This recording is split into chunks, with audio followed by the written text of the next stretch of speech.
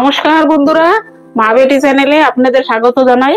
আজকে আমি একটা সাদা সিম্পল রেসিপি নিয়ে আইছি। আজকে আমি লাউ চিংড়ি রান্না করব। তো চলেন রান্না করে লাউ চিংড়ি রান্না করি। এই যে আমি লাউ কাটে কেটে ধুয়ে নিছি, একদম কচি লাউ।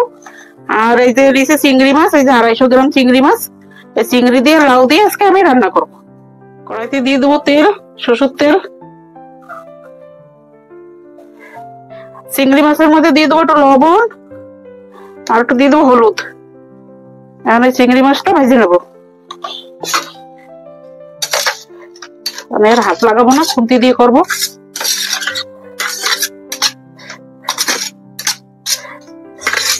তেলটা গরম হয়ে গেছে, আমি চিংড়ি মাছ করে দিয়ে দেবো।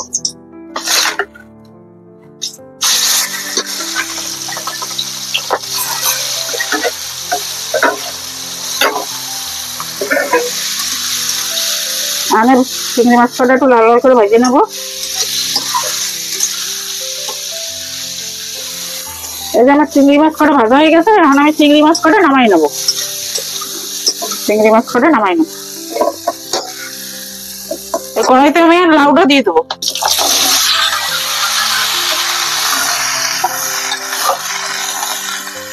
আর এর ভিতরে আমি হলদি লবণ দিয়ে দেবো। এই যে লবণ, এই যে হলদি।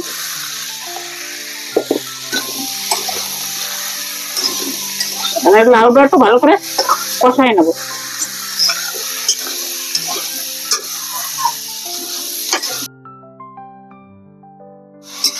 এই যে বন্ধুরা, আমার লাউটা কষানো হয়ে গেছে, এখন আমি এতে একটু জল দিয়ে দেবো।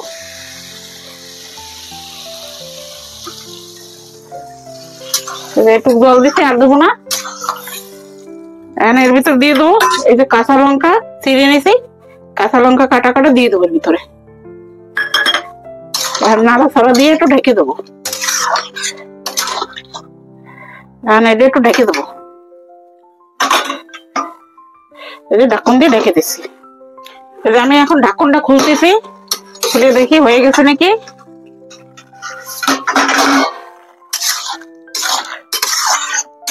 এই যে আমার তরকারিটা হয়ে গেছে, লাউটা একদম গলে গেছে। আমি এখন এর ভিতরে ভাজা চিংড়িটা দিয়ে দিচ্ছি।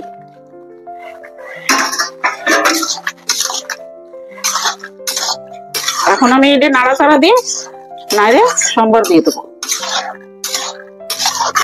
এটা আমি ঢালিয়ে নিয়েছি, আমি সম্বর দেবো।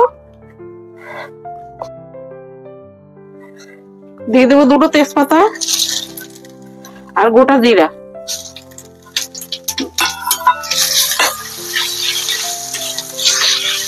আর আমি লাউ তরকারিটা দিয়ে দেবো সম্বর।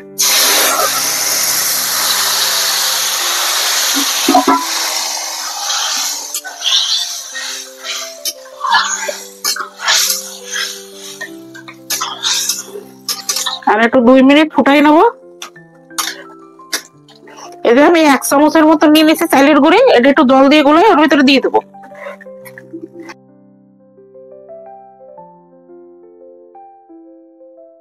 আমি এই যে চালের গুঁড়িটার ভিতরে দিয়ে দেবো, জল দিয়ে গুলাই নিয়েছি। আর একটু নাড়াচাড়া দিয়ে দেবো।